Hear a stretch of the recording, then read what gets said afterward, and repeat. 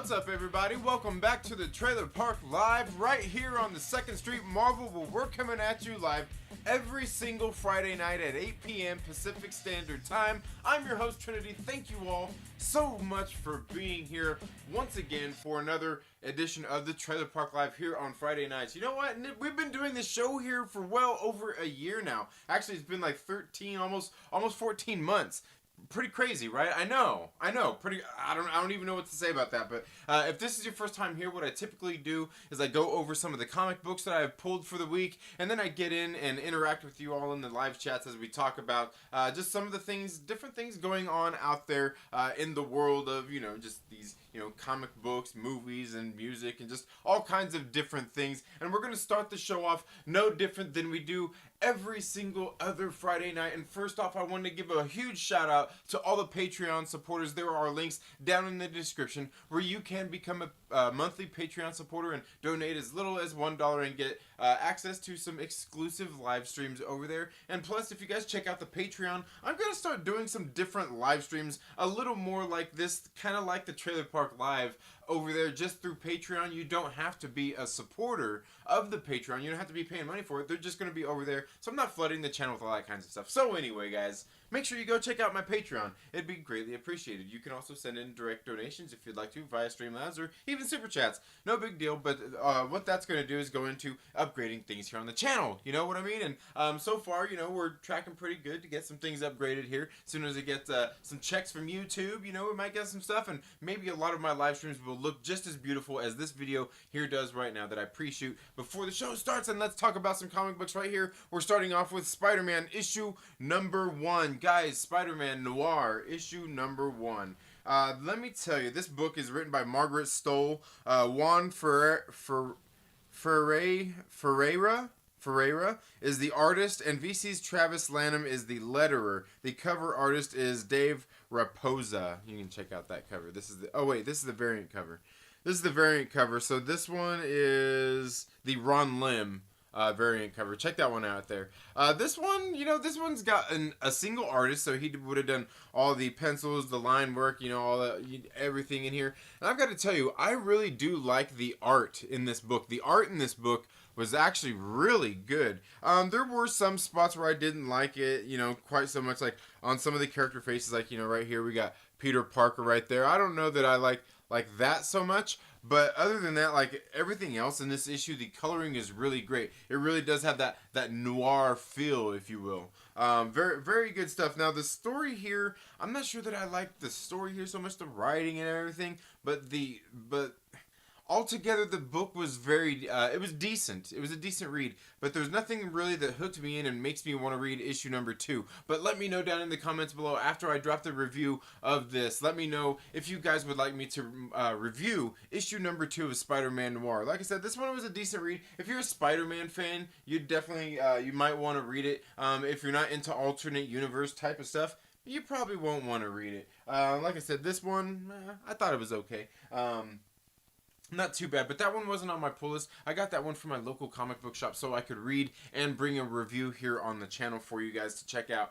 And now the next one I've got here is Swordmaster, issue number 9. Guys, I'm not sure if you've been reading Swordmaster, but I've got to tell you, Swordmaster has been pretty decent. If you pick this up on trades, I think you'll definitely like this in a trade paperback. It'll read a lot better in a trade paperback, which I think the first trade became available not too long ago. So issue number 9, that means issue number 10 will probably end the second story arc, and then about 2 months later there'll be another trade paperback of it. Swordmaster's been a pretty decent one. Lin Lee, right? Lin Lee. He what's been going on is he basically inherited this sword from his father. His father had disappeared. He was out. His father was like an archaeologist. He was out searching for this stuff, and he ended up sending him this sword that is magical. But his father ended up disappearing, and he's out looking for his father. And he ends up coming across some other characters out there who are kind of the guardians of these magical, mystical weapons of these, just these different things. And so he's kind of learning about how his powers and how to use the sword and trying to track down his father. Like he's also got this like little jewel thing that these monsters are after to resurrect their their deity or whatnot. Like, crazy stuff, crazy stuff. I got to do some more in-depth reviews on Swordmaster, but Swordmaster's actually been a pretty decent series. Not too bad. Nine issues in. I think it's been okay with a new character coming in to the Marvel universe. So, and I believe he is part of the new Agents of Atlas. I could be wrong there. But yeah, it's been pretty good. And when the first handful of issues, I believe the first 5 issues, they had this little tie-in series as well to it that was in the back, where like he was training with Shang-Chi to try to learn how to use the sword and everything, and then that ended up becoming spinning off into Atlantis Attacks, which issue number 2 dropped of that. I didn't read or review that, but if you guys want me to, let me know down in the comments below and we'll do that. Marauders issue number 9, guys.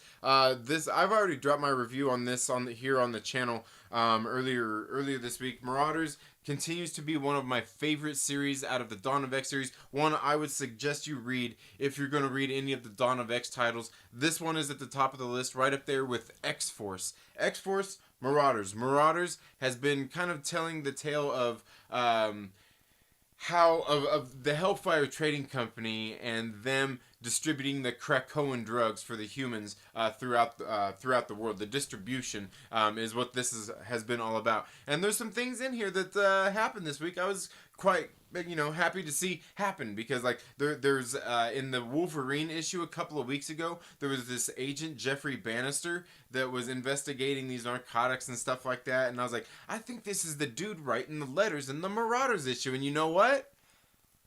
I wasn't right, but you know what? Hey, I was close. I was close. But Marauders issue number 9 was a great one. If there's like this book, this one right here was really good. There's some stuff here that happens towards the end, because we know a few issues ago Kate Pryde had actually been killed by Sebastian Shaw, man, and he laid all his cards out on the table. I mean, he let his nuts swing, man. And dude, it was a great issue. He killed Kitty Pryde, and it looks like they're having problems bringing her back. So there's some other things that I want to talk about with Chris and Dylan tomorrow during the Saturday comic show.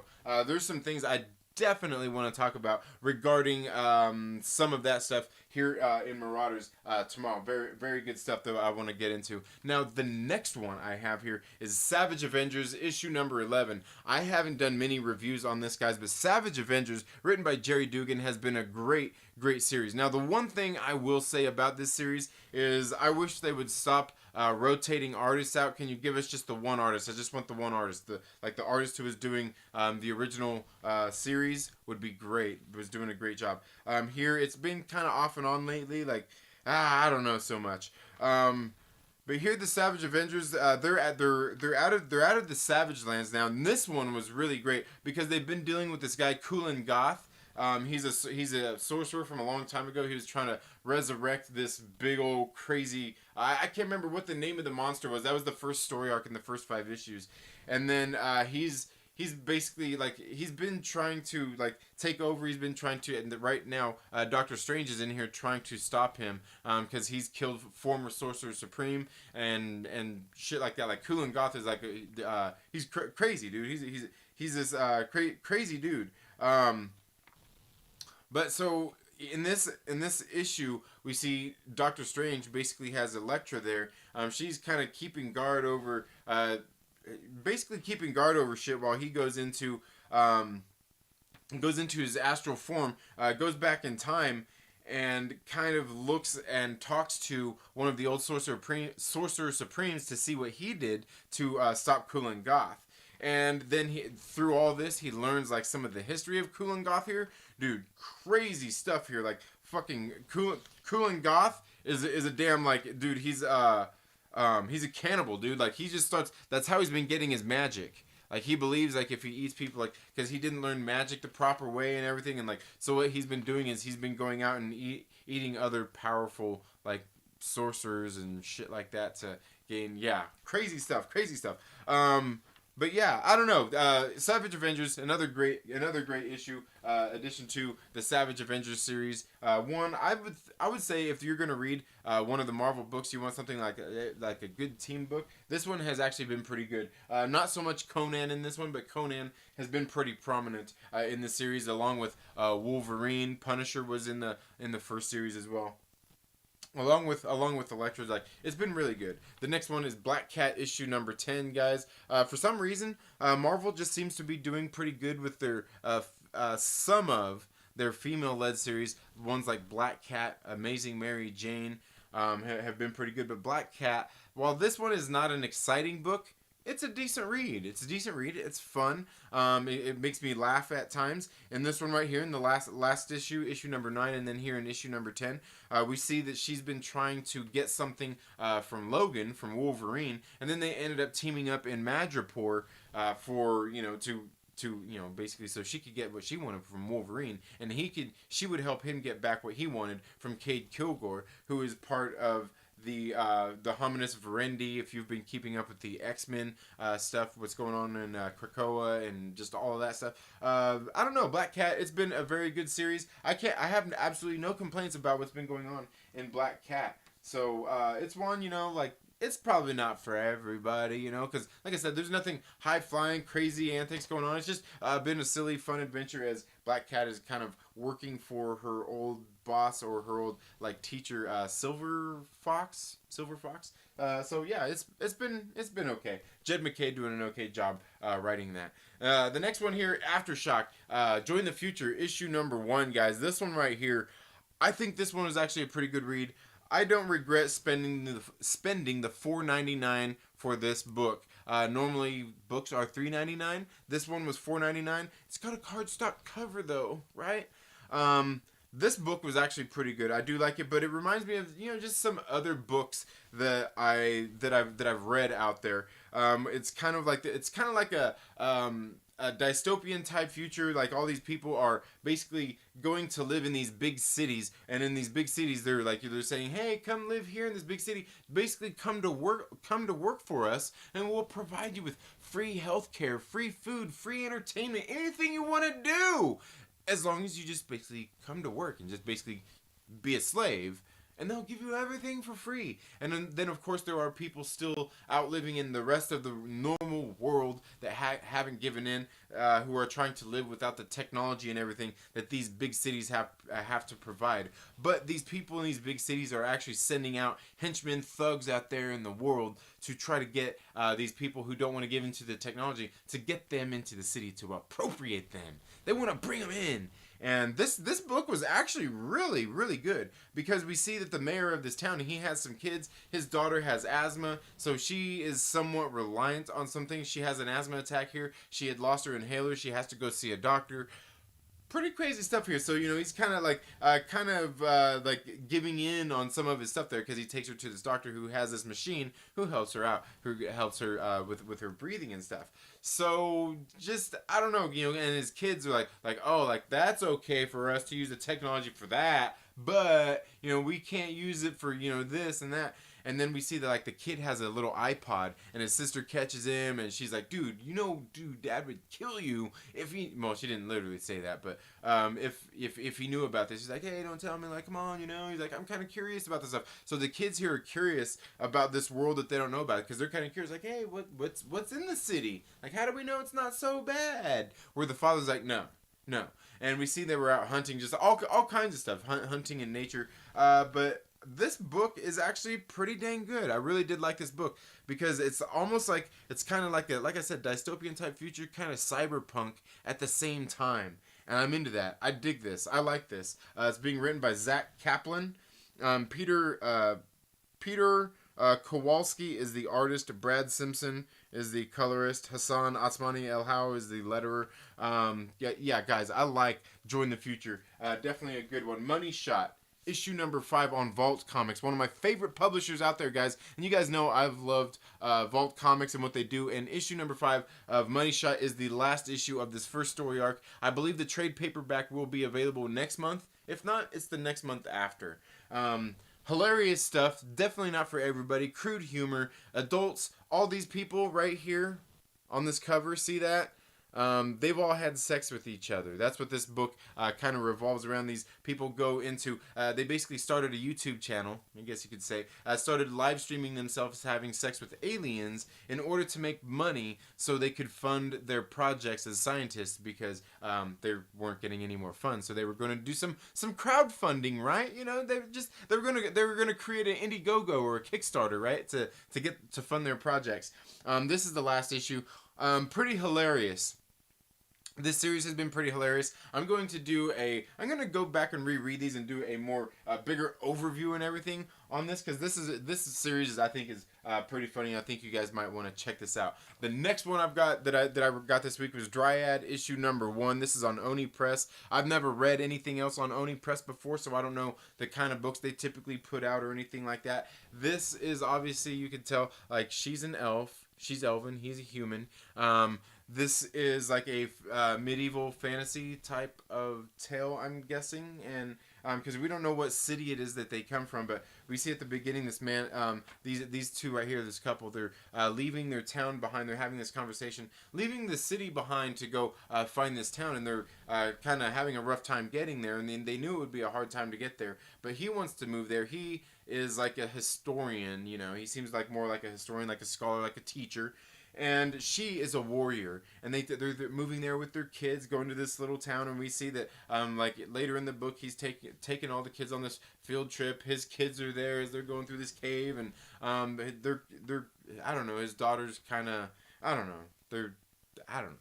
His daughter's kind of insufferable. She's a little rebel. You know what I mean? She's got some sass in her. And I don't know, and they're just kind of, you know, they're kind of going through, you know, they're having some marriage stuff here, you know, the husband and the wife, as, you know, they're talking about their relationship and, you know, leaving the town, and how he knows that she misses it. She knows that he wouldn't be, you know, happy if they were in the town, you know, just relationship kind of stuff. And that's really about all that happened in this book. I mean, of course, at the very end, there is actually something that kind of hooks you in, maybe ready to read issue number 2. Altogether, I don't know how to feel about this. It wasn't terrible. Like, most of the story was kind of, you know, like, the issue was kind of, and then until we get to the end, when there's, like, you know, just this hook, just kind of hook to get me to want, just enough to want to read issue number 2 to see how it is. But if you guys read Dryad issue number 1, let me know what you guys thought about that. It was okay. It was okay. Not one. I wouldn't say go out and read it if it's something that you're not into, something out of your normal. But if you're into something like that, definitely one you might want to check out. King of Nowhere issue number 1, guys, on Boom Studios Comics. Boom Studios has been doing one hell of a job with their books over there. Love this King of Nowhere issue number 1. Martin Moraz, or W. Maxwell Prince. This is the Martin Morazzo cover right here. W. Maxwell Prince, been writing Ice Cream Man. I love Ice Cream Man. It's a great fucking book. You should read it. King of Nowhere starts off really, really crazy. Kind of creepy and everything as well. I'm guessing this is going to be a horror tale of some sorts, but we get in here, we see this world where everything's kind of crazy and odd, and I don't know, man. This first issue, like, it was pretty crazy. Some, like, the situation, everything, how everything just kind of escalates in this book. Really good. I can't wait to read more of this issue. Like I said, W. Maxwell Prince has been doing one hell of a good job writing Ice Cream Man. They're getting ready to turn Ice Cream Man into a TV series, apparently. Great stuff. Great stuff. King of Nowhere, definitely one I think you should pick up. I picked up the Martin Morazzo cover because, you know, he's the one that does the art in the Ice Cream Man book, so I figured, you know, it's kind of an homage to that. And then I also picked up DC Justice League, issue number 42. I don't read much DC. I've got to say I've liked Justice League since I started reading it, with Robert Venditti writing it. Robert Venditti brought me over to this book. He done the Hawkman series. He's doing the Hawkman series over there, which I got turned on to from Comic Man Jake. You should go check him out here on YouTube. He's got some pretty good stuff. But yeah, Justice League has been very good as well. In the 3 issues I've read, 40, 41, and 42, have been very good so far. I'm not really totally familiar with all these characters, so somebody else who is more into these characters in their individual series, as well as maybe knows the lore of these characters and everything a lot better, might have different feelings than me. But so far, from what I'm reading out of this, I think it's been pretty decent. I think it's been pretty decent. Like this, I don't know, this crazy super being guy is coming down, and like he's like he's like negative Superman has been coming down. Then they're getting ready to take over the earth. They're kicking his ass and everything, and then they kind of get him handled somewhat here in this issue. I've really liked these last 3 issues since I've started reading Justice League, but that's really all I've got for my comic books that I've got this week. I've got to shoot some reviews for a lot of them. We're going to be talking about some of them tomorrow on Saturday with Dylan from Dylan's Comics and Chris from Chaos and Comics. We're going to have a great time over there. Make sure that you tune in for that. That should be at 2 p.m. Pacific Standard Time. If you're out on the East Coast, that would be 5 p.m. Eastern Standard Time. Tomorrow on Saturdays, we do that there on Saturdays with Chris and Dylan. And we may have a special guest on there with us as well. So make sure you guys check that out. So that's, like I said, that's all I've got for my comic books. We're going to go ahead and get into the rest of the show. We're going to have a very good time tonight. Kind of changing things up here on the show a little bit. Like I said, we're going to move some things over to Patreon and do things a little bit differently here. But we're going to have a guest here on the show. And then we're going to get into a little bit more after that. Going to try to keep the show a good, nice and tight 90 minutes for you guys, and we're going to make sure that we have it as good as possible. So let's go ahead and I'm going to get here off my camera here where you guys can see this.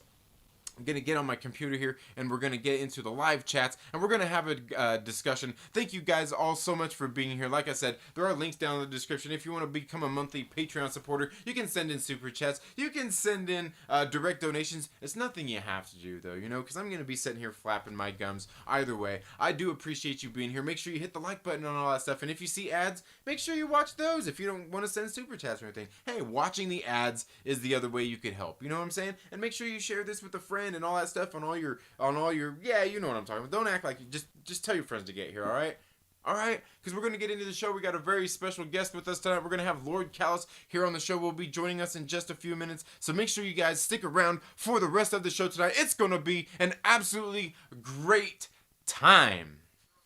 What's up, everybody? How you all doing? I hope you're all having a great night.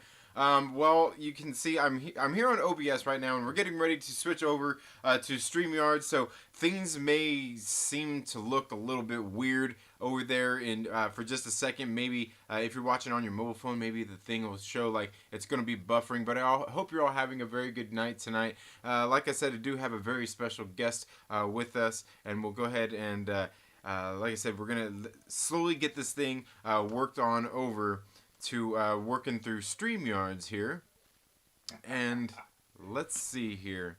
Any second now, this should be going through 8 o'clock. I wasn't even thinking about the conversion. You know what I mean? And I'm like, God damn, 11:30 at night. You want to start? That's usually that's usually when we end, bro.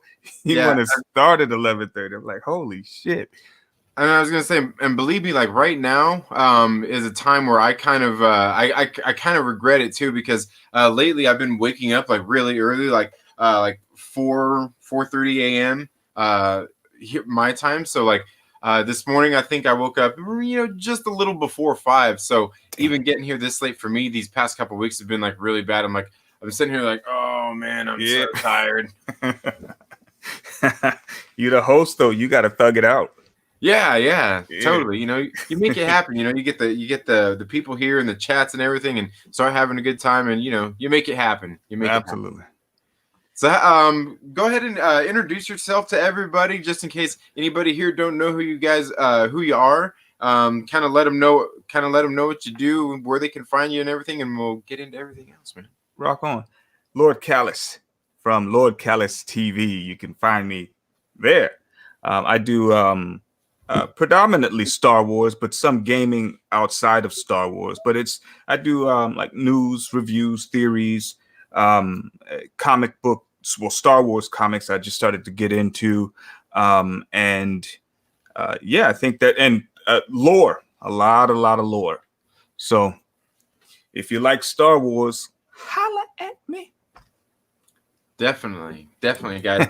You should definitely go check out Lord Callus, man. He's a great guy. You can tell, like, if you go watch his videos, you can tell this man loves his Star Wars, right? And he knows his lore. Lord Callus knows his shit. And you know what? I realized this is the first time I've ever had you on the show on the channel. Yeah. That's ridiculous, man. That's ridiculous. Yeah. You know what?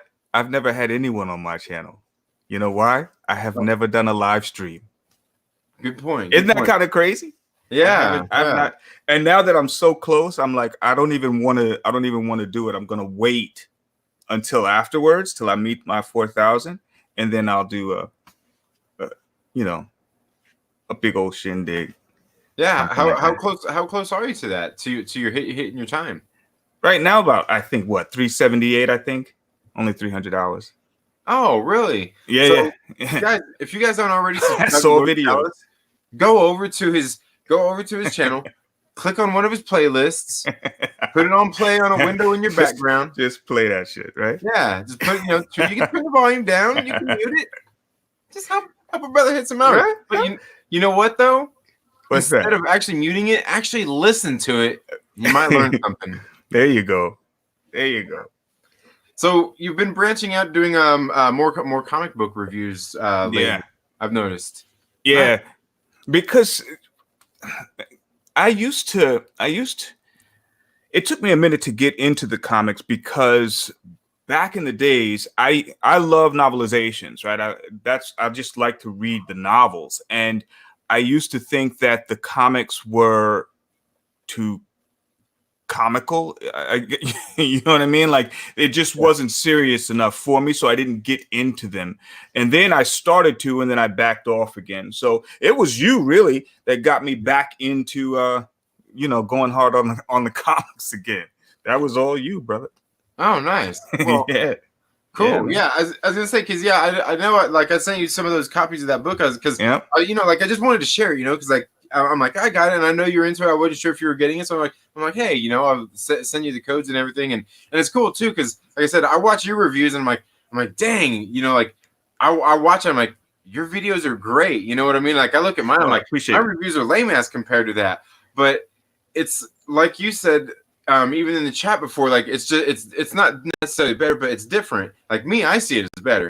So because I look at what you do, and I want to kind of do something similar to that because I always want to try to change things up every now and again. Keep it fresh. Yeah.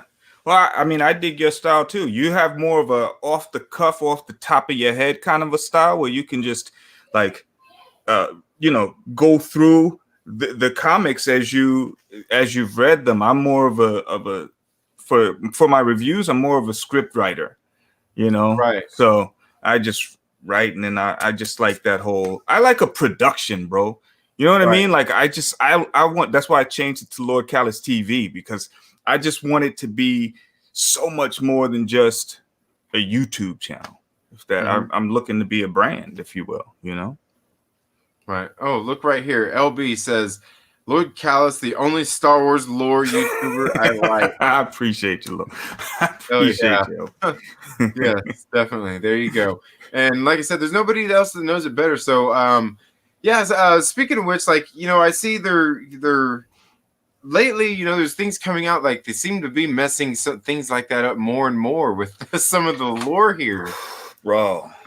What's this latest thing I hear about Palpatine? It's a clone. It's his son. Yeah.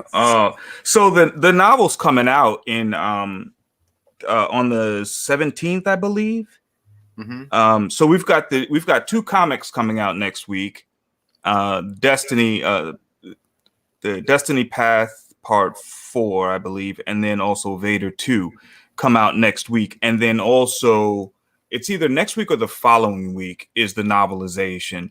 And in the novelization, they're going to explain basically the plot holes that were in the movie, that the Rise of Skywalker sort of brought forward. And bro, so I saw I saw first I think it was Star Wars Theory that broke it, because he was the one that was one of his contacts had an advanced copy of the book. So they took a picture of the excerpt where it speaks to how Palpatine is a clone.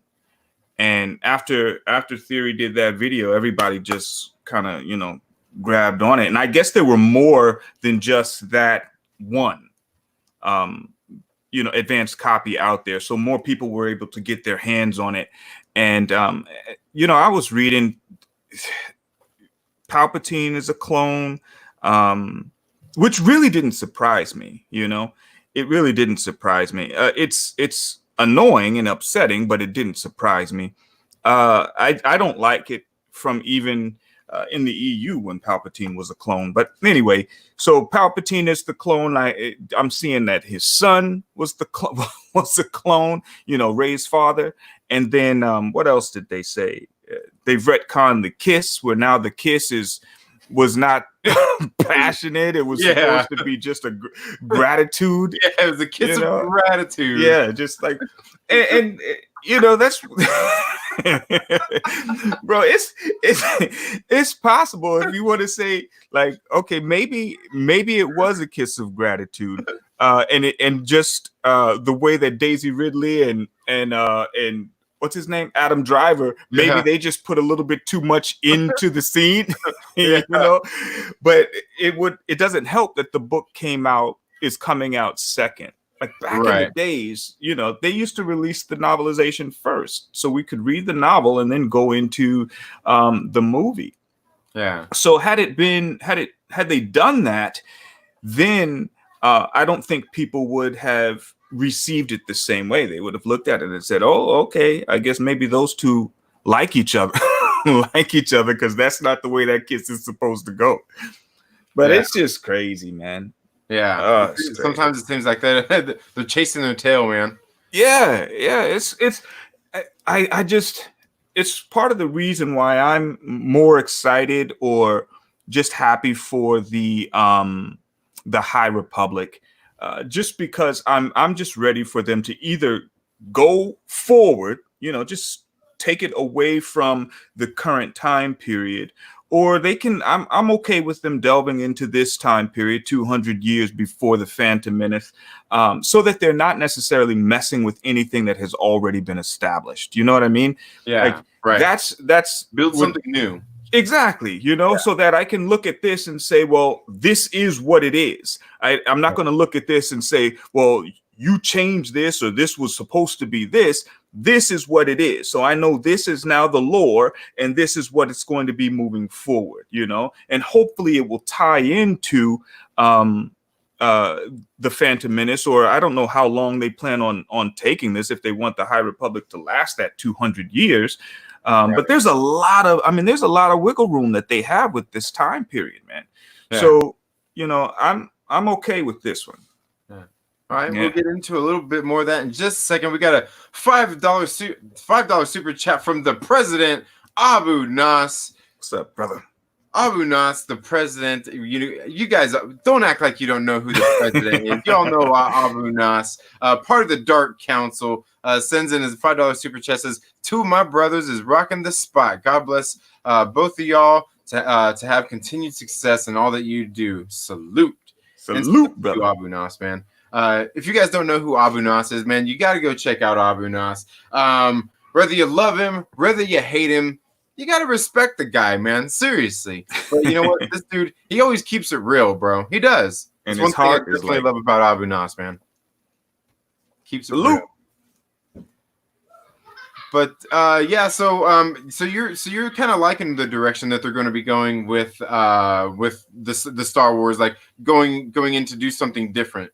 Exactly. Yeah. I mean, I sort of wish that if they weren't, I wish they would have done that from the very beginning when they took it over. Just have left everything the way that it was, and then just move forward. If they planned not to keep the established lore intact, they should have just moved forward and left it, like Wookiee is saying, the legacy intact, and just move forward. Right. Just move forward. Instead, they went back and sort of retcon things. Even these new comics that I'm reading, it are sort of I try to stay positive with them, but the more I'm seeing, especially in the Destiny Path series, how they seem to be moving into darker territory, if you will, where they seem to be changing the way that even Vader perceived Luke, where, anytime Vader spoke about Luke, he was always powerful. He was always strong. And now they've too many comments about him being weak in these comics, in both the Vader and in the Destiny Path comic. And so it just seems that there's, and also the Kylo Ren, they're just changing him. And I don't think they need to do that. Just leave what's established, and move forward. You don't have to retcon what's already done. Right. No, not at all, bro. Yeah, because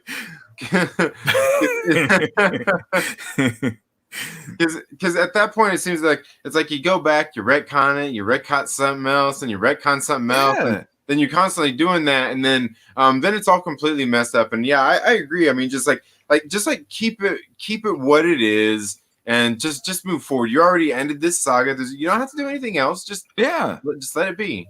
Yeah, just let it be. Just let it be what it is. Don't try to make these already established characters fit your narrative, and the way that Ryan fundamentally changed Luke's character. Now they're going back to change him from that Empire Strikes Back time period, between the Empire Strikes Back and the Return of the Jedi. They're going back to change how he was, and that's the Luke that we're getting in these comics is not the Luke that we know him to be. It's just, in my opinion.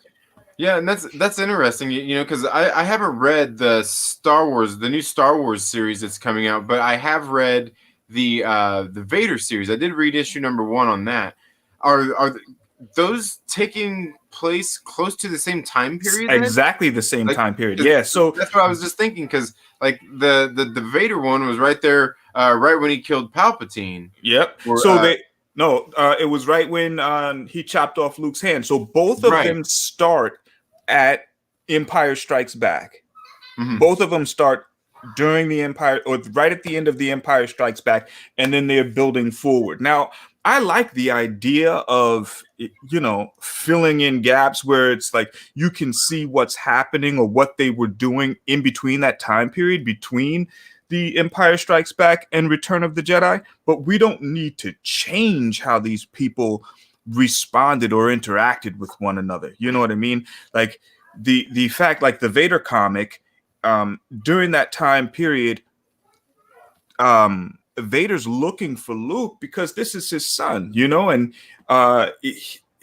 he always viewed him as strong in the Force and wanting him to actually help him overthrow Palpatine, right? But in this comic, he believes that somebody has, at least in this first one, that somebody has weakened him.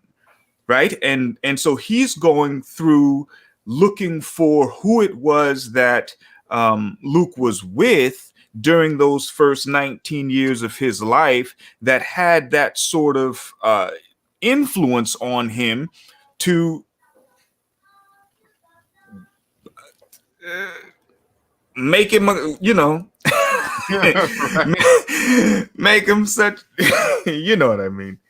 Yeah. Make him not such a strong guy, if you will, Yeah, and I think that's the tricky thing when it comes to all these kinds of things. I mean, when you got all these stories that are already established in this lore, and then it seems like the ripples, you throw a rock into the pond, and all the ripples, and that's kind of what they do anytime you take a chance of telling a story around the same time period of something that's already happened.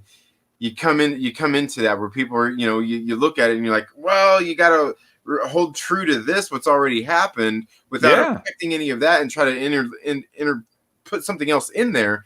And it just doesn't seem like it's really ever going to work out. No, that's why it's just best if they move forward. Just either move forward where you're well away from these established characters, or dig into that time. And I'm not talking about Old Republic time, because that's established also. That's why I think that them using this High Republic is not a bad idea. So they can they can sort of play around in that time period where it's away from the established, the current Skywalker saga, but it's also away from the Old Republic. So that I think is a good idea. Or if I would have been okay if they would have went well in the future. I mean, when you think about it, bro, Star Wars it's a vast galaxy. I mean, it's a galaxy, bro. Right, right. There's a lot of place. There's a big sandbox to play in, So if you've got this one little corner over here, that's the Skywalker saga, you got the rest of this sandbox that you could start playing in, Yeah. But if somebody already built up a castle in this corner, why are you gonna kick that castle down before you start? When there's all of this other sandbox to play in, bro? Yeah. Let that castle stand, and then build your castle over here, and another one over here, and another one over here. Right. I just. So I get it. I guess. How do you feel like? Okay, so they're going in and going to do some new stuff and everything, and like with. I guess, okay, here, like with your content, knowing how you feel about some of these things that they're doing, they're going to move forward with your content, going to your channel, you don't really ever notice. You would never watch one of your videos and think like, oh, this guy I don't like, has some discontent with what's going on. You still remain pretty upbeat and positive in your videos. Yeah. How hard is that to do sometimes? Like it's not hard at all. I mean, because at the end of the day, I love Star Wars, and Mm-hmm. I want to see Star Wars be successful, but I'm not stupid. So Right. I recognize what is being done, what has been done, what I like to do is just share my love for Star Wars with others. So if I'm talking about Legends and people can already know the stories, then they just allow for that nostalgia to take them away. If they don't know about Legends, then they watch and they learn something. But if I'm up there ranting and raving about how I want it to die, then that doesn't do anything for either of us. So I want people to come to my channel to watch, for the love of Star Wars, for their love of Star Wars, for my love of Star Wars. And if I don't like it, I'm going to say I don't like it. Right. But I'm not going to scream and yell about it. I'm going to say I don't like it. Right. It's just not something. I think that you can criticize, but you have to be constructive. So I don't like deconstructive criticism. I like constructive criticism. Right. And and sometimes I know that's the yeah, there we go. Snow Dove got it. Fucking weirdos, bro. And that's the thing is like when building a channel, being a content creator, I mean, you could easily take and be a little more negative. I mean, you only got to sprinkle it on just a little bit to get more clicks and more views, and all of a sudden you get stuff blowing up. Yeah. Because it seems like so many people do that, or they try to keep it too positive, catering to one side or the other. Why not just do that? You know what I mean? Because I think the same thing all the time. Like, why not play into some of that? Yeah. Well, it's not authentic, bro. Right. So for me, the first thing that I want to do, I want to be honest. I also have to think about the fact that I'm trying to build a brand. So at the end of the day, I love to write. I'm trying to be. I have my 9-to-5, that pays the bills, and then I've written a book or two, and so that's one of the things that I also want to try to parlay this channel into. But I don't necessarily want to be a negative Nancy all the time. I just want to be. I want people to say Callus is going to give you the truth. He's gonna you'll when you go to his channel, you'll see his love for Star Wars, but if there's something that he doesn't like, he's going to call it out, you know, right, without having to be deconstructive, because I don't want to see, at the end of the day, like I said, I want to see Star Wars be successful. I want to see that change happen. Can it? I don't know. right. You know, I'm hoping that that the High Republic is part of that course correction. I'll continue to watch to see, because there are some things like, yes, I do love the expanded universe. Yes, I do love Legends, but there are some of these new canon novels that I do like as well. You know what I mean? That they've done it sucked when everything, you know, everything was shut off when Disney took over, and they were like, all right, all of that stuff that you read doesn't matter anymore. That kind of that kind of sucked, you know. Yeah. It sucked big time. But all I did was say, okay, well, give me something else. If you're going to tell me that this doesn't exist anymore, then give me more to consume, you know. And it took them a little while to do that, but they started to do that. And like Lords of the Sith, I like that book. I liked the Dooku book. I thought The Apprentice was pretty good. The Thrawn, the new Thrawn trilogy is pretty good. What else? There's some of those novelizations for the new canon that are worth checking out as well, that don't destroy what was already established. You know what I mean? So Star Wars, it's just got a lot of different levels. They fucked up with this sequel trilogy, in my opinion. They fucked it up. I agree too. I mean, they did in some ways. Now, in a lot of ways, like as with the lore and things like that. But in some ways, they still did good in bringing in new fans and things like that. Unfortunately, something I've even talked about before is it's kind of come at the behest of the old fans who have been there the whole time. Yeah. Losing some of those people in the same way, because like I've got personal friends who I know on Facebook and everything, you know, that I talk to, you know, other people that I just see, you know, and just things like that I talk to about, like, you know, talking about Star Wars and stuff like that.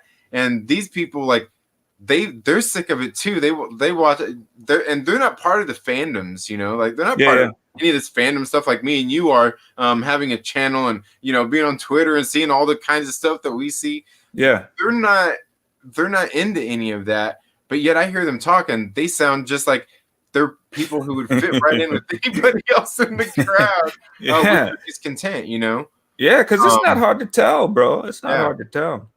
Yeah, it's pretty crazy. So like, when I see things like that, it's just like, okay, obviously there is a problem, and they have to course correct.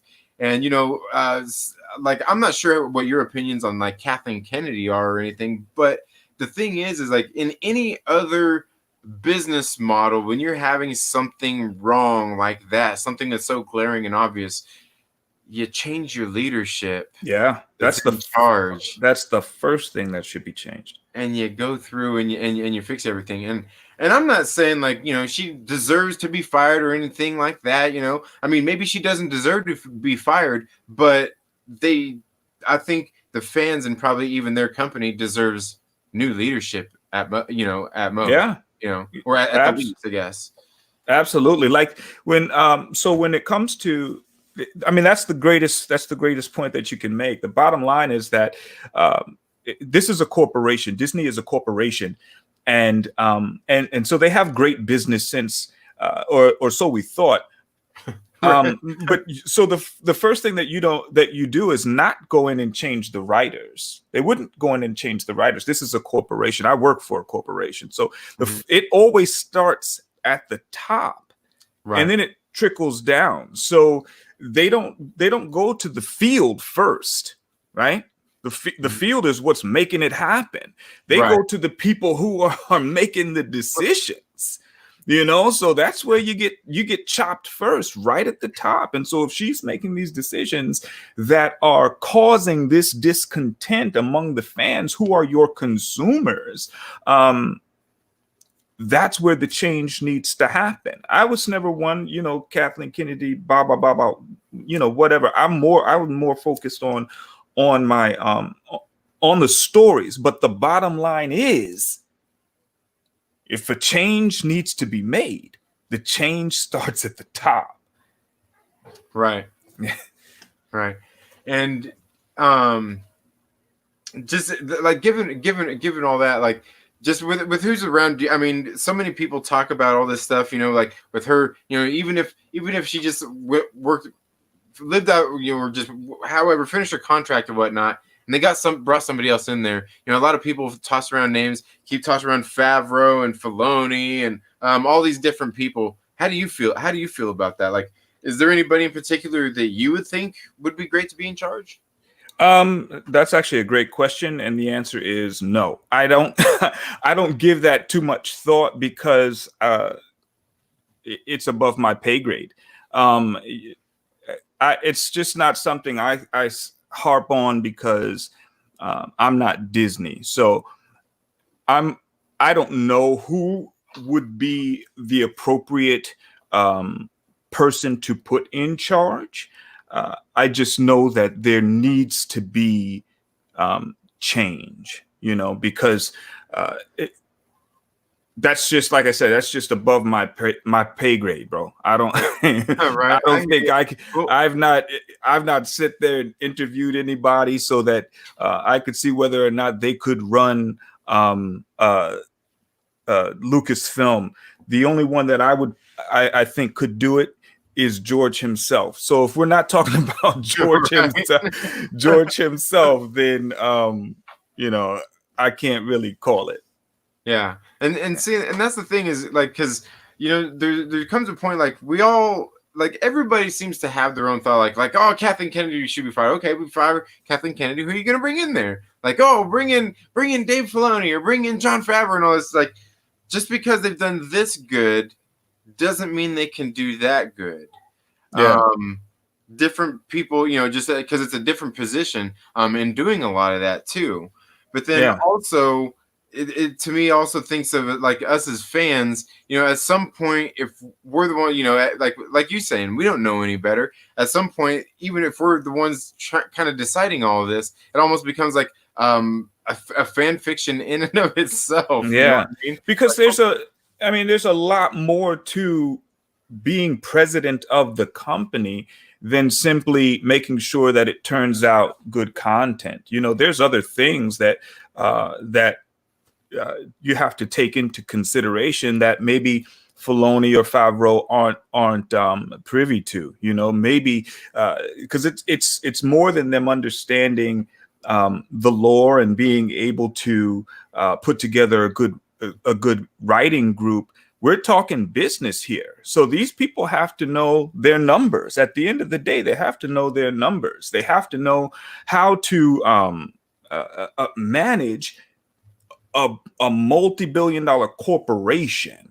You know what I mean? So maybe those guys aren't capable of doing that, but maybe there is still a position for them beyond producer or writer for a particular series, if you will.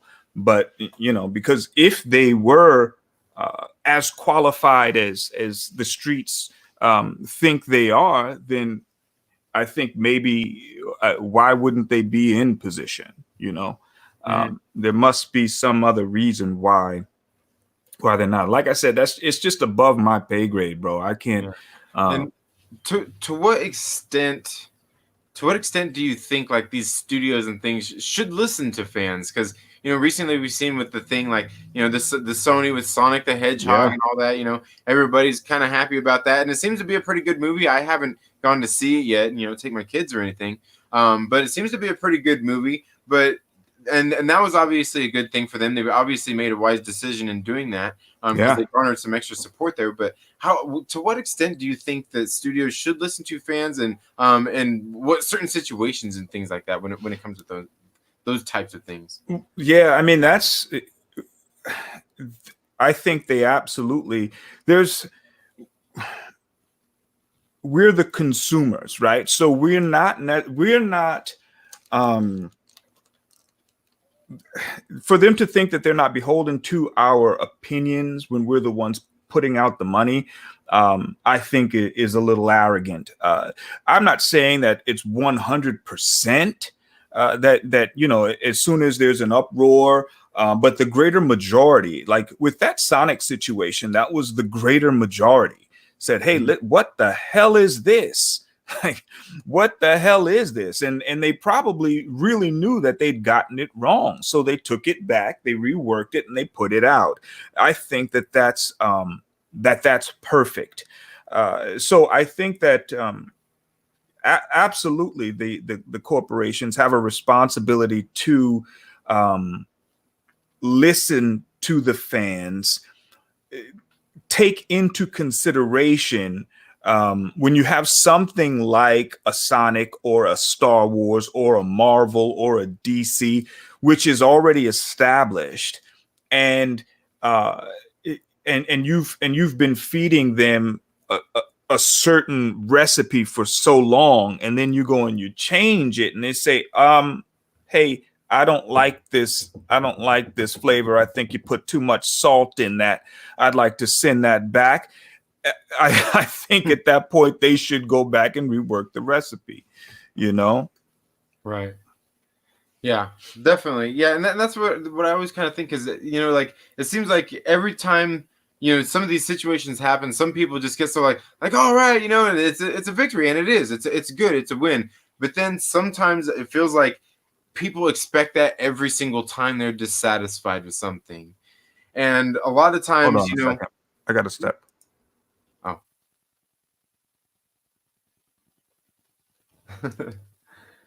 Well, anyway, hopefully you're all having a very good night.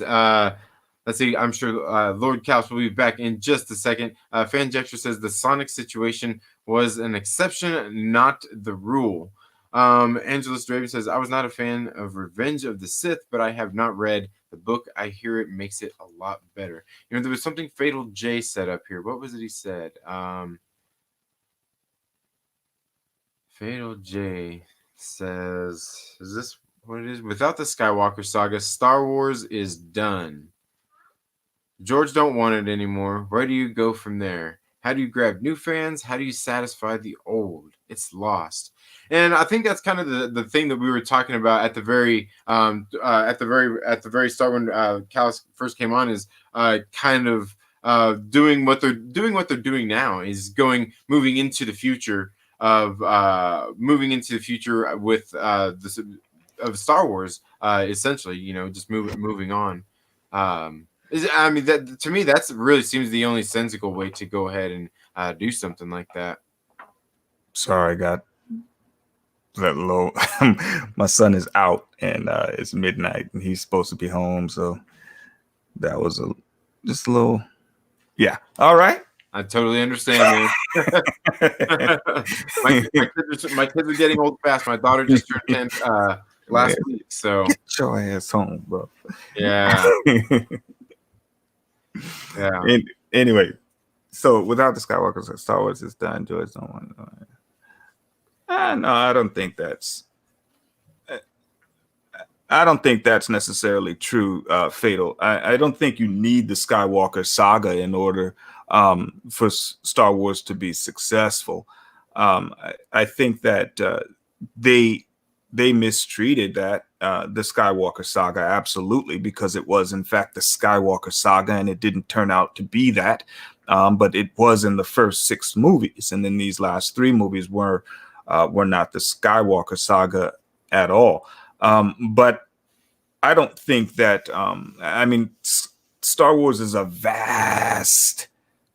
That's right. That's right. Is a. Y'all are crazy.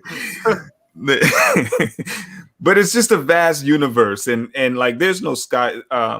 Exactly, the High Republic. We'll see how the High Republic goes, but there's no Skywalkers in the Old Republic. There's no Skywalkers in Bane. There's no Skywalkers in Revan. There's no Skywalkers when we're talking about Nihilus, and there's no Skywalkers when we're talking about the Sith triumphant, when we're talking about the Sith stories, so there's more to Star Wars than the Skywalker saga. The problem is that they just mistreated this sequel trilogy. They just completely messed that up. But I don't think that Star Wars ends with that. I would have been completely fine with them for these next three movies, not even going back to the Skywalkers, because for me it felt complete. I knew the novelizations from in the EU, so I have my Luke Skywalker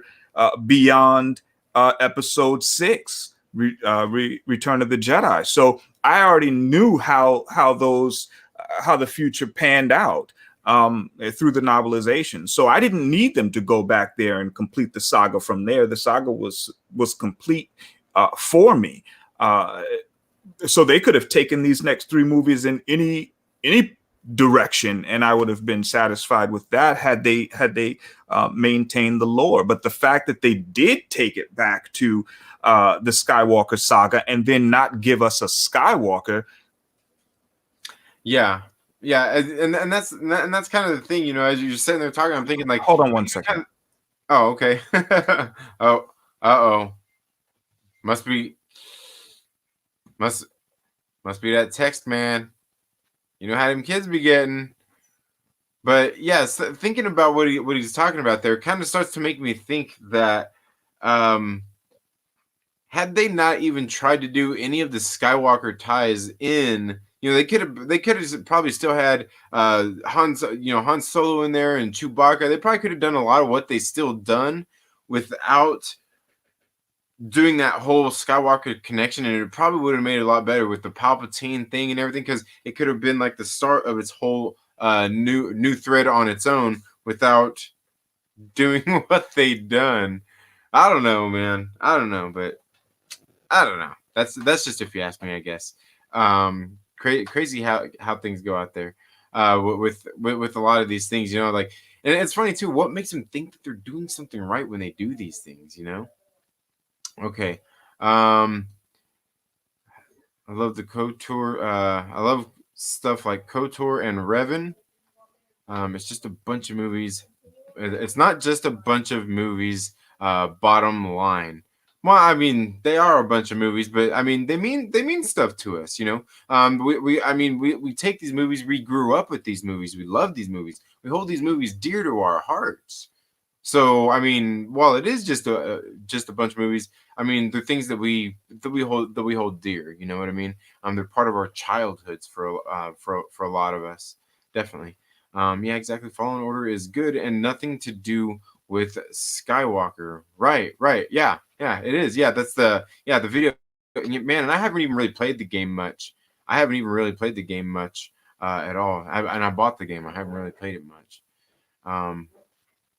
My daughter, for her birthday, she just got this game like Hello Neighbor or something. So she's been on playing that a lot. And that's kind of a weird game. Like, I'm not sure what's going on. There's like a neighbor and stuff, and like you're running from them, and yeah. I don't know. Let's see. Aggressively Relaxing says, I don't know, guys. After that last movie, I'm not sure if people like laser swords, magic, and spaceships anymore. Yeah, it could be done. It could all done. Aggressively. It's done. Angelus Draven says, I agree, Soul Assassin. They need to move forward and forget the old stuff and just make new original things.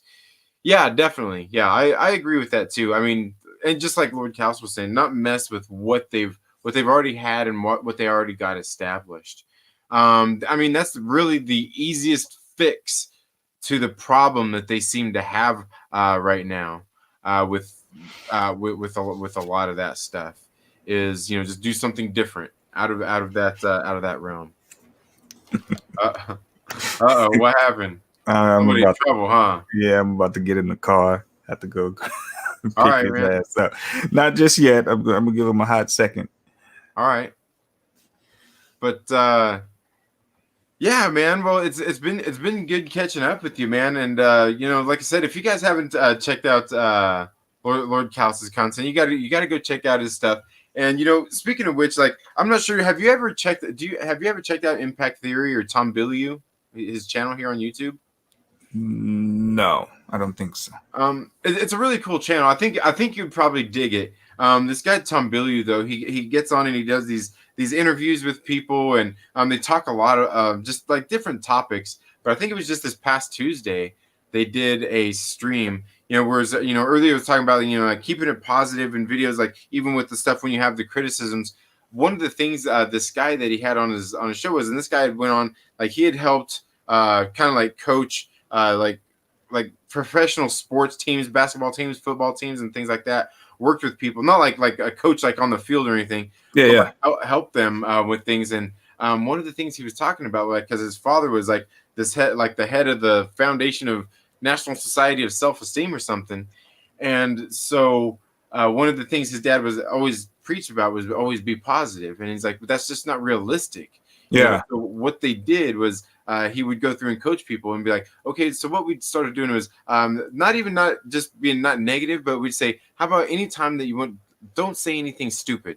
Don't let any stupid shit fly out of your mouth. When something happens, because he's like, it's stupid to tell a quarterback that's throwing 3 interceptions to be positive. It just makes no sense. Yeah. So, you can be constructive though without being deconstructive. So like, you don't have to tell dude he sucks. You say, hey, listen, man, it looks like you're having a bad day.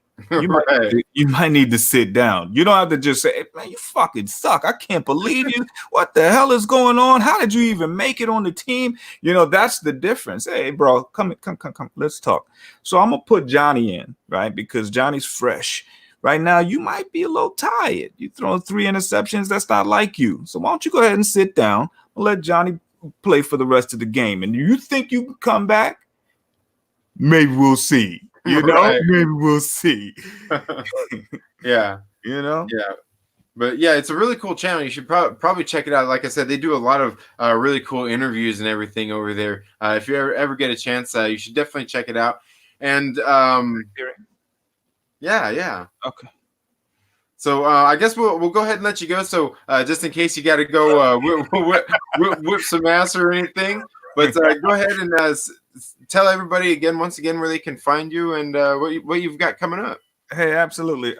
First of all, I very much appreciate you having me on.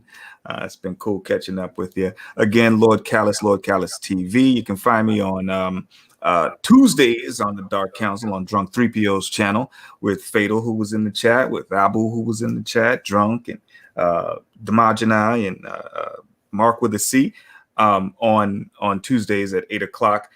Then I've got coming up, I just released 2 videos today, and then hopefully I'll put together my Rancor report for either tomorrow or Sunday, and I'm going to try to make sure that I can get those out religiously on either Friday or Saturday. I don't know which one, and that's where I focus more on the news. I'm going to try to make it just focus on the news, Star Wars news for the week, whether that's SWTOR, or Star Wars in general, just Star Wars news for that week.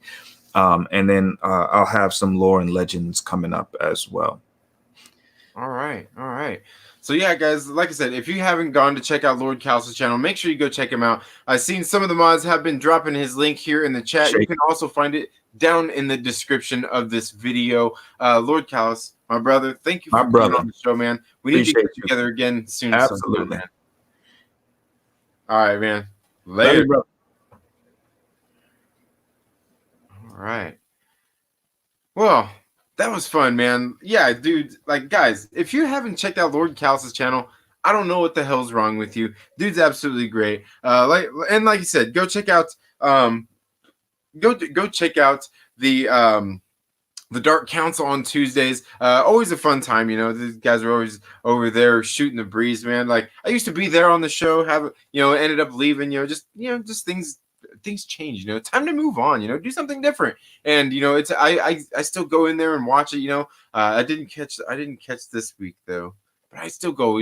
Man, I'm always lurking out there on YouTube. You know what I mean? I'm always out there lurking and watching. Watching what's different people's live streams, different people's videos. A lot of times, you may not even see me commenting on your videos. You may not see me anything like that, because there's a lot of live streams I just get, like, I put them on while I'm out driving, because I drive a lot for work.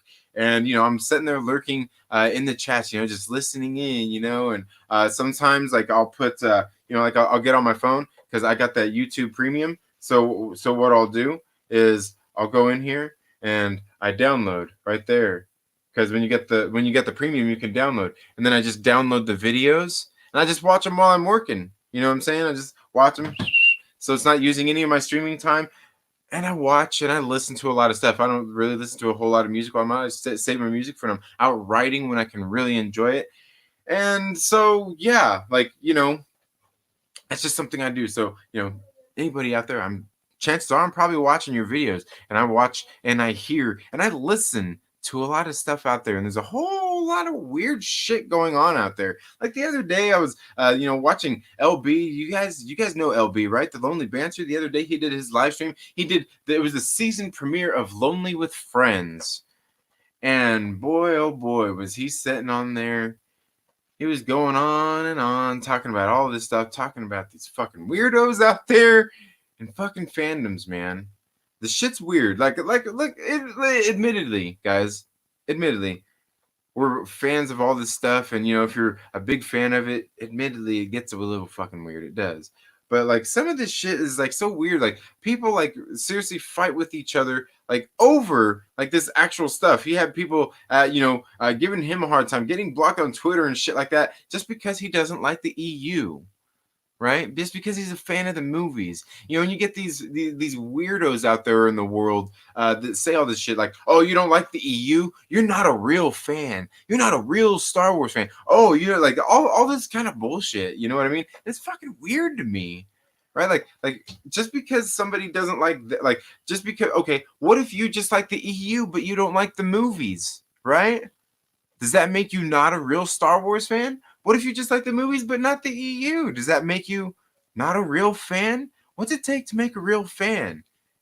I don't know, but it must take something, because there's people out there that, have some sort of measuring stick. Is it a measuring stick that they have to decide whether you're a real fan or not, or do they have goalposts and they keep moving them?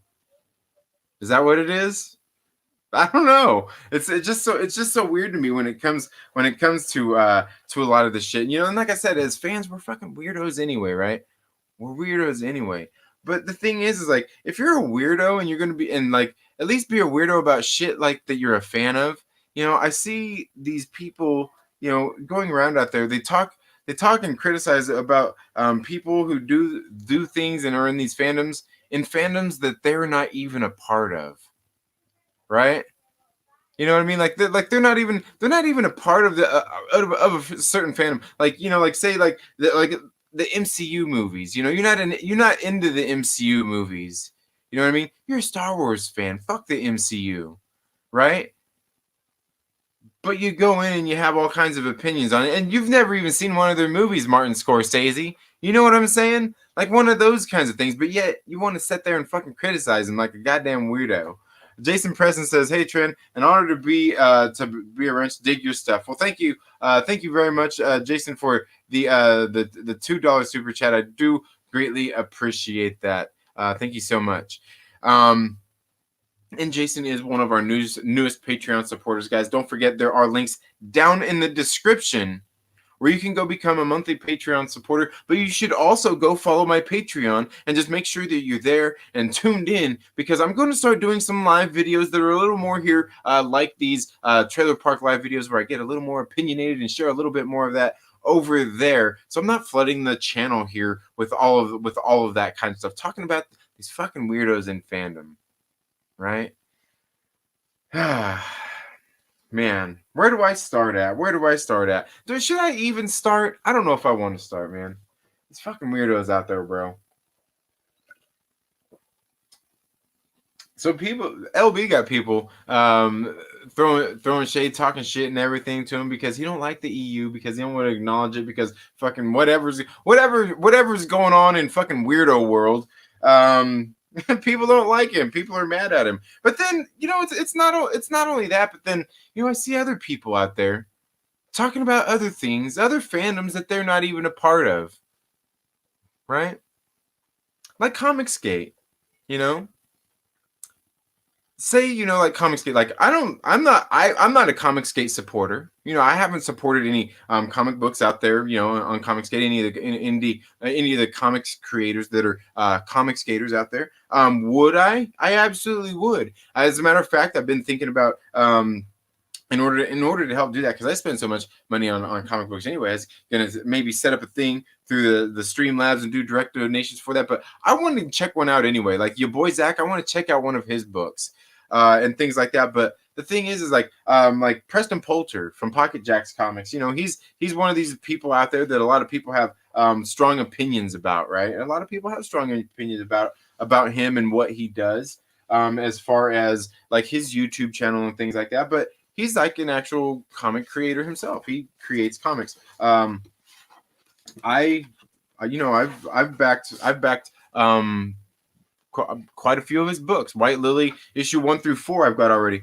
This is issue number 2 of Guinevere and the Divinity Factory. Like I went out there, like you guys see here on my channel, like I actually read comic books. I support the comic book industry, by reading a lot of comic books. I review a lot of comic books. I've got one indie creator I've backed. At some point, I am going to back somebody else, probably your boy Zach. There's heck, I was on a stream one time on Black Angus's channel. We was over there. We was talking with Zaid Comics. If you guys haven't seen Zaid Comics, go check them out. But the thing is like this is what I do. Like I'm into this. I'm into the comic scene. I've supported at least one comic creator. You know what I mean? But then I see some people out there. You guys know who I'm talking about. Going out there and criticizing some of these people, some of these indie comic creators, these comic people in Comicsgate, these people in War Campaign and everything. You know what I mean? And it's like, bro, you're not even one of their customers. What the fuck do they care what you think? And you guys know who don't act like you don't know who I'm talking about, guys. You know who I'm talking about. Yeah, Mad Max. Yeah, that's right, guys. Mad Max, man. You guys know I like Mad Max. It's been, I don't know, what's it been? A good month or so ago since we burned down the house. Remember that? A few weeks ago? Yeah. That was over something completely different. A lot of people had their own thoughts on what all that was all about. Dude, like, none of you, like, anybody out there who knows what we were talking about knows what the fuck that was all about. Knows it doesn't really have to do with a whole lot of anything else than what exactly it was about. And you all know what it was. You were there. You seen it. It made people feel a certain way, and that's okay. That's okay. Just keeping it real. Sometimes that's what you got to do. Is keep it 100% real. And anyway, the thing is in the weeks since, we've seen that he's gone on and he's gone on these campaigns against War Campaign and talking about Comicsgate and all these things. And I'm sitting there watching all these videos. Like I said, I'm watching the live streams. I'm lurking in all these videos, and I'm listening to all these things, and I'm just like, he's criticizing these people. Oh, these guys in War Campaign, they make dildo memes. They're doing all this and that. Blah, blah, blah, blah, blah. They're being assholes. Like I said, guys, you guys know I like Mad Max. And you know what? People are free to criticize people all they want. That's okay. It's fine. It's cool.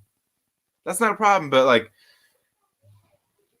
what do they care that you don't back any of them up? You're not supporting any of them with your dollars. Maybe their views on YouTube by watching their videos because you care about them for whatever reason. And you go through all their tweets and they're being assholes to this person, to that person, and all this kinds of stuff. And people have a right to be assholes. I'm not saying you have to like it, and I'm not saying that it makes them right, or that it makes you good or bad, a good or bad person if you go out there and you bust people's balls online and and shit like that, or you're just an ass. People have a right to be assholes. People have a right to criticize and everything. Certainly do. But if you're criticizing somebody in a fandom that you're not a part of, What do you care anyway? I was watching his video the other day, and he was talking about if you're not saying something, you're guilty, like you're part of it. I'm like, no, I'm not. I don't support any of them creators, and I'm not saying nothing because I don't fucking care. Right? Because I don't care. They're free to be assholes. You know what I mean? So like, I'm guilty because I don't say nothing. Because I've seen a couple streams. I've been on some streams that because I might back one of them up one of these days. I might buy one of their comic books. Like, so I'm supposed to go out there and make videos attacking them and shit like that. Like it's fucking weird to me, right? Like, it's a fandom that you're not even a part of, so why do you even care? Like, I get why you care. You go out there and, like, you guys seen a guest I had on not too long ago, right?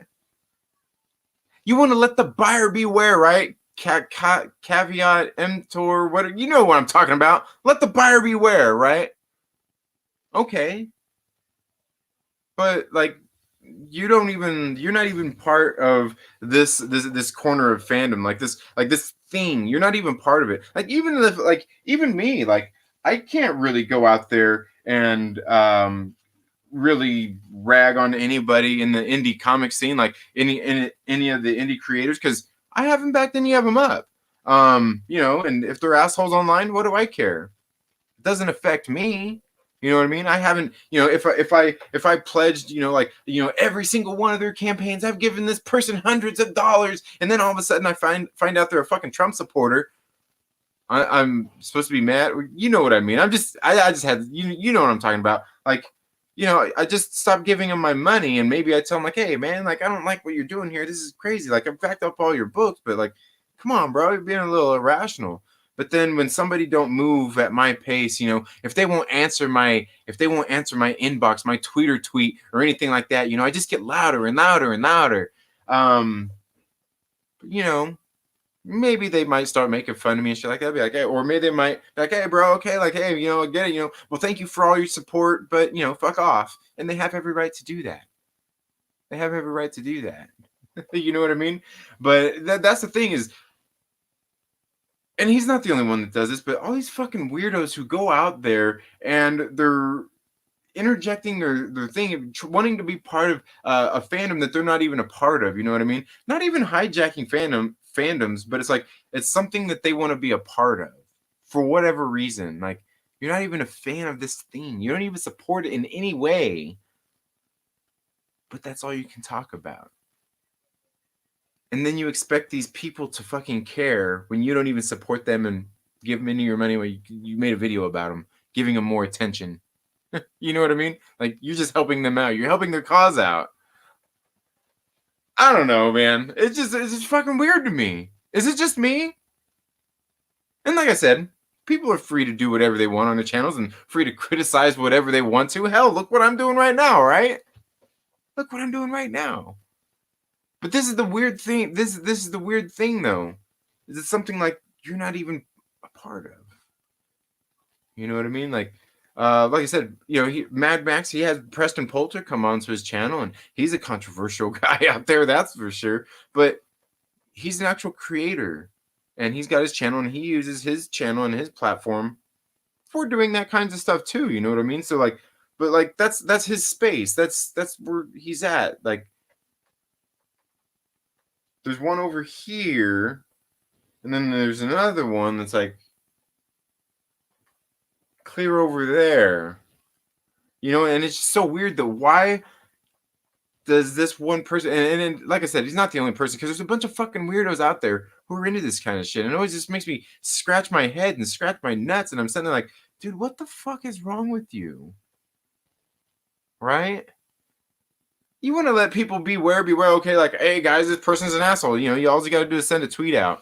But like, going on and on and on and on these campaigns, and then like, why would you expect them to care if you don't back them up? I guess that's what it comes down to, right? Why do you expect them to care if you don't even, like, you're not even a supporter of theirs? What do they care what you care? I wouldn't.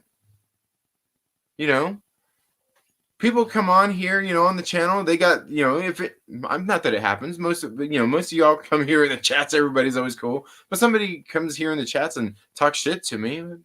What do I care? Who are you? I don't know you, man. Like, I know who Wookiee Supremacy is, the Senate, Curtis YZ, Sith Lord, Lou, LB. Like, I know who all you dudes are. You know what I mean? Some person in here with, even if they, I don't even care if they don't have a faceless account. They come in here and just start talking shit. You're like, yeah, okay. It's whatever. You know, like, am I supposed to be upset? I don't know, but again, it comes down to that. That's all these things are, and like, you know, we as fans were fucking weirdos anyway, right? We admittedly we're all a little weird, but then we see, like I said, I see these things, and I'm just like, Max, bro, what are you doing? You're criticizing people in a fandom that you're not even part of. Why should they care? You know, I wouldn't expect them to care. You know what I mean? I don't know. And then, you know, and just this whole obsession thing too. I was watching this video the other day, and he's digging through like these old videos of Jeremy from Geeks and Gamers. I'm telling you, this guy does have a secret love obsession with him. I'm pretty sure he does. So he's going through, watching this video with Jeremy from Geeks and Gamers, and they're watching it. You know, it was Jeremy back in the day, a young and chipper Jeremy. He was positive. He was over there talking about, oh yeah, we want this as geeksandgamers.com. You know, and they were sitting there laughing at it. And Max is like, this is the Jeremy I want to know. This is the friend Jeremy I want to be friends with. And he's going on. It's like, it's a little creepy that you're just going through the old videos to find this stuff, though. You know, like,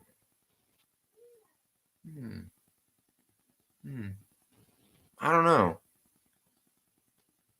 Do you think it was You think it was looking for videos? Like, you're just looking for good Star Wars review videos? Or maybe that's what it was. Maybe he was looking for, you know, maybe he was looking for a Star Wars review video from The Force Awakens when it first came out. Maybe that's the video that came up or something. Maybe. Or you're just poking through. I don't know, man. That's all I can say is these weirdos. It's these weirdos doing this shit. And yes, weirdos. Fucking weirdos, man. Fucking weirdos. I care about a fandom I'm not even part of. But it's not just him. Like I said, it's not just him. There's plenty of other people out there guilty about it. But the thing is like I said, what does one care? People are free to be assholes. You know? You can't keep people from being assholes. And when you go after people that you don't support anyway, and you're being an asshole to them, you can probably only expect them to laugh at you and be an asshole to you. You know what I mean? It's one of those things like, why waste your time and your breath? You know, because I care about the fandom, right? Because I care about the fandom that I'm not part of.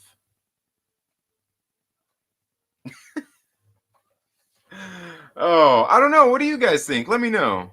Let me know. Let me know down in the comments what do you think about that. Let's see how far do we Fanjexture says, oh, aggressively relaxing says, goddamn right, Lego Batman was cool. Trinity is anti-squirrel. Not Mad Squirrel. I'm pro Mad Squirrel.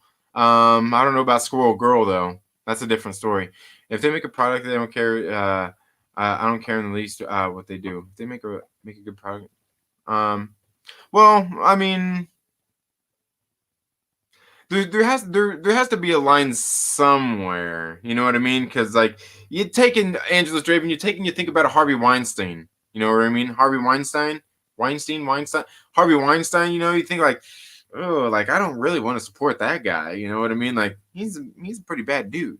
You know what I mean? Like that kind of person. Do you? You know, even if it is good. I mean, we could even say the same about, oh man, who is that other director out there? That other director back in the day, like, or even look at Woody Allen. Don't even get me started on Woody Allen.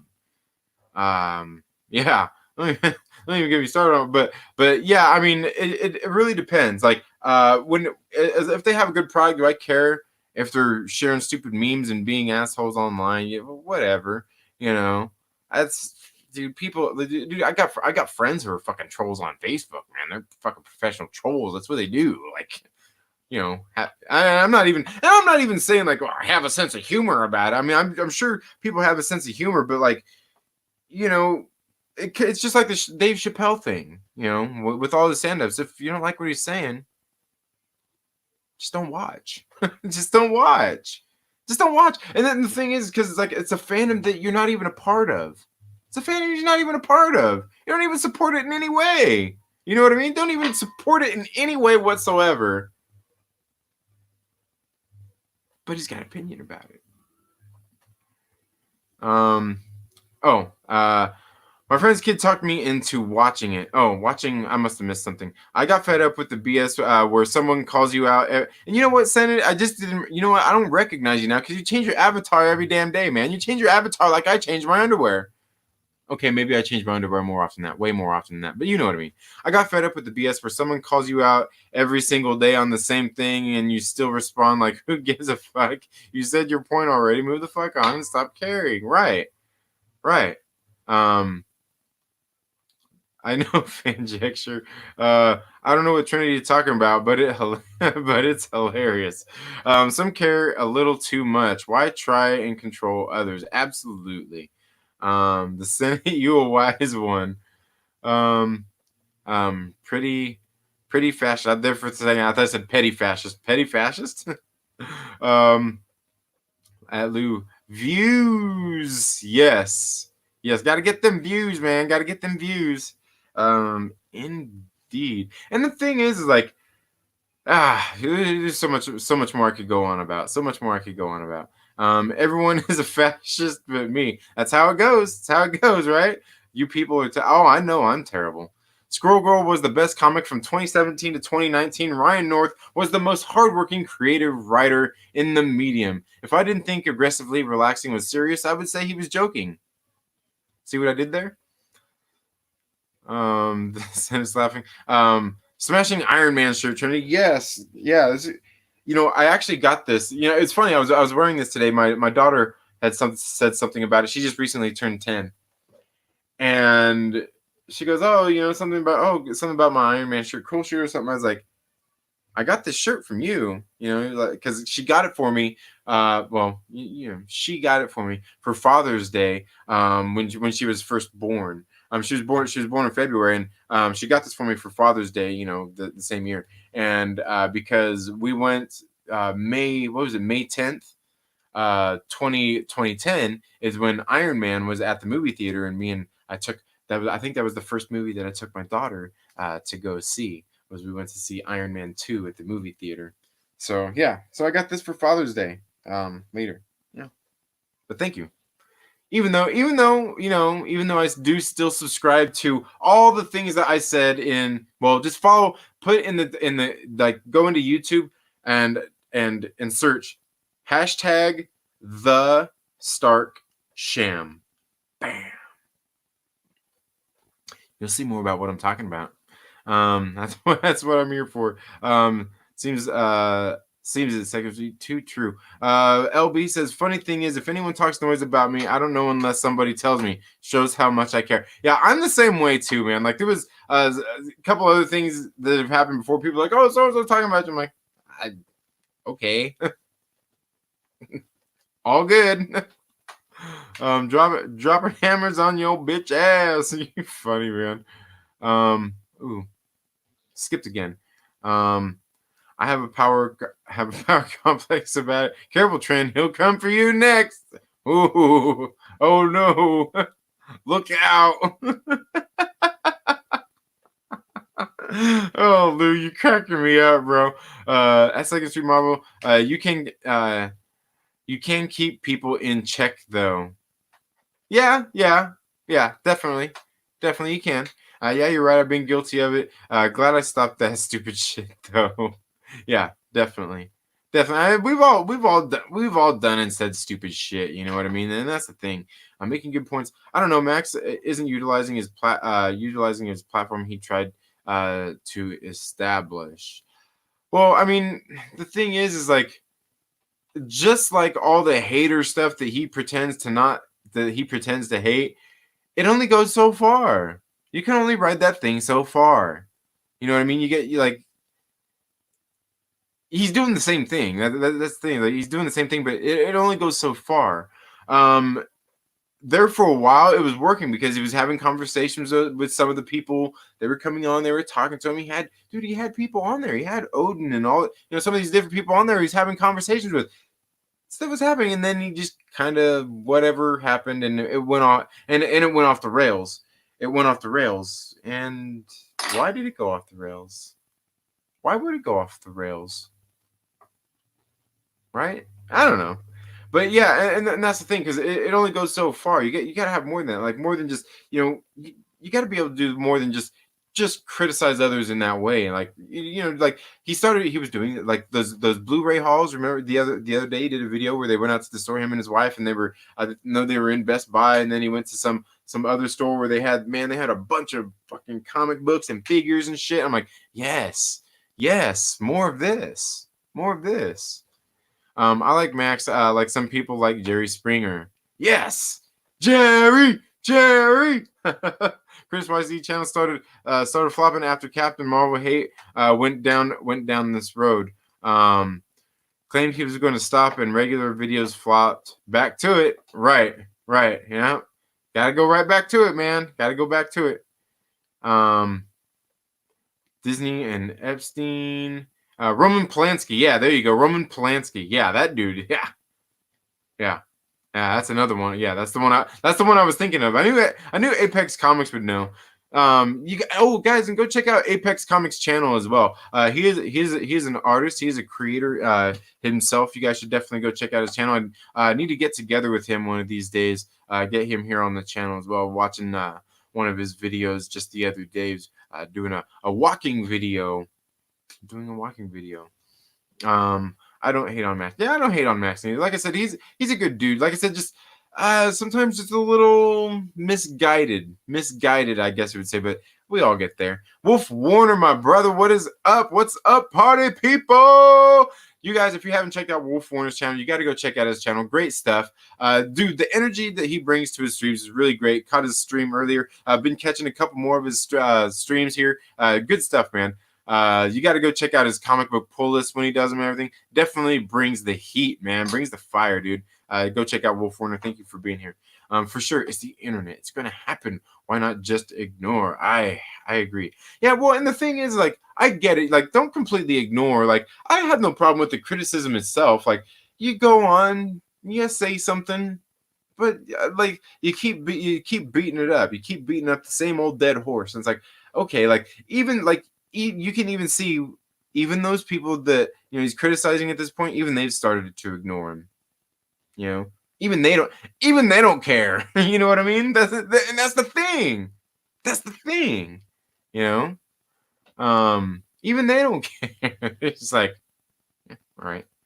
No, I watch. Max may get under my skin sometimes, but he's still entertaining. Yeah, no, and he's a good dude, and he is entertaining. Yeah, don't get me wrong. Like I said, I like Max. He's an okay dude. I don't joke about Squirrel Girl and Star Trek. Oh, absolutely not. I never said you did. I do. Both of them. Laura says, cheers. I've been trashing the Trek since girls were still icky. I watched Max one time. He was doing a Star Wars stream like 2 weeks after Rise of Skywalker came out and hadn't seen the movie yet. Yeah, because he boycotted it. I know that that's part of it, right? Let me make 100 Rise of Skywalker videos, and I haven't watched the movie. Let me criticize comic books and comic book creators, and I haven't read any of the comic books or supported any of the creators. Yes, right here. Controversy creates sales. Absolutely. Gary North says, good morning. Thank you for being here, Gary. Hope you're having a very good day. It sounds like it's morning time for you. For the views. Yes. Got to get them views. Pandering to the and the thing is, like, anybody could easily argue, well, Trinity, you're going all this stuff, saying this stuff about Max for the views too, but I'm not though.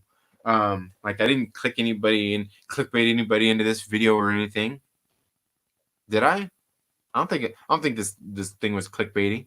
I don't think it was. Going off the rails of a crazy train. Oh man, you're gonna get me a content strike. See, how I was getting ready to sing that. I'm gonna get what is it? A copyright claim. Copyright claim. They're gonna monetize my video. I won't be able to make money on it from ads and stuff. Oh man. Um, let's see. Oh, did I miss a comment from LB? I must have. He says so true, Lonely Band. I must have missed something there from him. Okay, and that must be a link to Apex Comics channel. Let's see. You just have to watch every episode of Trek and then join my Star Trek online fleet. Just search Priority One Podcast. New episode every Friday. Are you serious? Aggressively relaxing? Are you serious? Serious. I want to know. Like, are you serious? Like, that's cool. If so, Priority One Podcast. Pop. Okay. Yeah. Bring your rubber ears. I wouldn't give one flying fuck about Max if I was Jeremy, because I got a business to run, right? Yeah, and that's the thing. Like, I still haven't seen Rise of Skywalker. It's okay. I mean, I'm glad I've seen it on the big screen, because the way it's shot and everything like that, it was cool to see on the big screen. But it was okay. Criticism is an art. Most people just say stupid shit. This is very true. Gotta go put the boys to bed. Be right back. No problem, Jason. So is trolling. Yes, that's true. Trolling is an art, certainly. Great stream today, Trent. Thank you so much, Lou. Thank you for being here. Sith Lord says agreed. The Senate says even your clickbait videos are fire, Trinity. They're probably the best ones. Trolling done properly is a thing of beauty. Yes, it truly is. It very much is. New Ozzy album is good. I'll have to check it out. I still haven't heard it yet. And guys, yes, speaking of which, he talked trash on 3 people that are extremely positive and nice in my opinion, and it just kept getting annoying. Right. Yeah. Very true. Now, guys, yes, make sure that you're subscribed, have the notifications turned on, all that good stuff that I'm supposed to tell you guys, because tomorrow I'm going to be getting together on Saturdays. Every Saturday we do the comic stream with Dylan from Dylan's Comics and Chris from Chaos and Comics. We're going to come together and talk about some of the comic books that came out this week. And guys, absolutely 100, make for sure that you are subscribed and that you have those notifications turned on, because this Sunday we started doing that music live stream on Sundays, and that's going to be happening this Sunday at, should be about 1 p.m. Pacific Standard Time. That's 4 p.m. Eastern Standard Time if you're out there on the East Coast or anywhere else. Check your local listings. Make sure you have that notification bell on. But we're doing the 1 hour, the hour of music. But what we're starting to do is we're going to be doing this bracket style tournament. And this Sunday, you get to vote. You get to cast your vote for the best 1990s heavy metal band. That's what we're going to be talking about and discussing this Sunday on the music show. So make sure you guys tune into that. Make sure you cast your vote. It's going to be a good time. I absolutely guarantee you it's going to be a great time. So make sure you guys tune into that. And like I said before, guys, make sure you follow the links down in the description of this video. You can go send direct donations via Streamlabs to the channel and support the channel. I greatly appreciate it. What I'll be doing with that money is upgrading things like getting a capture card for my camera here so I can hook it up and have a nice crisp video for you guys instead of this trash. Look how, look at this terrible 720, terrible. We'll have a crisper picture. Also, just upgrading things on the channel to make a nicer experience for you all. But so make sure you do that. Also, check out down in the description. There are the links for the Patreon. Go become a monthly Patreon supporter for as little as $1 a month. You do get some exclusive content over there. And also, make sure you go check out the Patreon anyway, because I am going to be doing a lot more. I won't say a lot more, but some more live streams over there exclusively through Patreon. You won't have to be a paying Patreon. A paying patron. They'll be free, but they will only be available by going to the Patreon to find them. So make sure that you check back regularly. And you might see me post about them on Facebook, Instagram, or Twitter when I'm going to go live. Maybe I'll say, okay, hey, we're going to go live Monday evening at this time. And I'll put that out there. So make sure you go check out the Patreon. Maybe I'll post up about that. But make sure you guys do that. Make sure you guys do that, okay? And especially make sure you're here tomorrow for the comic book chat. Make sure you're here on Sunday to cast your vote for the best 90s metal band. But guys, that's all I have for today on the Trailer Park Live. I'm tired as hell. I'm gonna go. I'm gonna go eat my dinner, and then I'm gonna go to sleep and go for a nice, good long bike ride in the morning. You all have a very good day. Have a great rest of your night. Be safe, and we'll see you in the next video. And guys, you know what? Before we leave, once again, give it up for Lord Callus. If you're not already, go subscribe to Lord Callus's channel. Absolutely great fucking guy. Love the dude. You guys have a good one. We'll see you tomorrow. Later. Oh man, see, I'm so used to using my OBS that I forgot that I was using StreamYards, and I was supposed to click the button and it didn't work. It was supposed to do this.